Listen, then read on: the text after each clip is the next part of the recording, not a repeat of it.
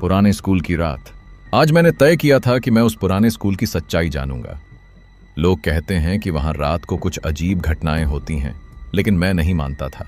सब सिर्फ अफवाहें थीं। 12 बजे रात का वक्त। मैंने उस स्कूल के दरवाजे को खोल दिया। हवा का एक झोंका अंदर आया और जैसे ही मैंने कदम रखा, घड़ी की घंटी अपने आप बजने लगी। क्या ये सच में घड़ी की आवाज थी? यहां तो कोई नहीं था, फिर ये घंटी क्यों बज रही थी? मैंने धीरे धीरे स्कूल के अंदर कदम रखा। दीवारों पर अजीब सी दरारें थीं और कमरे में धुआं सा था, जैसे कोई यहां जला था। एक सड़ी गली बदबू अंदर घुसी।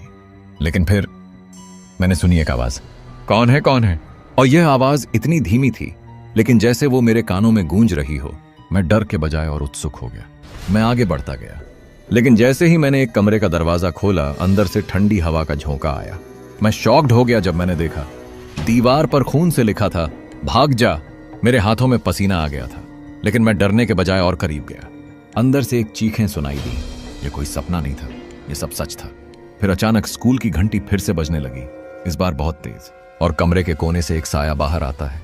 मैं घबराया नहीं, बल्कि मुझे लगा कि अब या तो मुझे इसका सामना करना होगा या फिर पूरी जिंदगी पछताना होगा। मैंने उस साये की ओर बढ़ते हुए कहा, तुम कौन हो? पर जैसे ही मैं आगे बढ़ा, वह साया गायब हो गया, पूरी तरह से गायब। हवा में एक अजीब सी ठंडक थी, और फिर वो आवाज फिर से आई, तुम नहीं जाओगे, तुम यहीं रुक जाओगे। मेरे दिल की धड़कन तेज हो गई।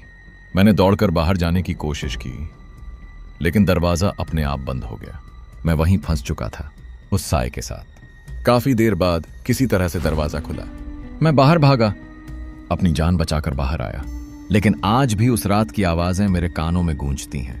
कहते हैं कि उस स्कूल की आत्मा को सुकून तब मिलेगा जब कोई उसे ढूंढकर उस साये का सामना करेगा, और अगर तुम्हारा सामना होता है तो तुम कभी लौट नहीं पाओगे।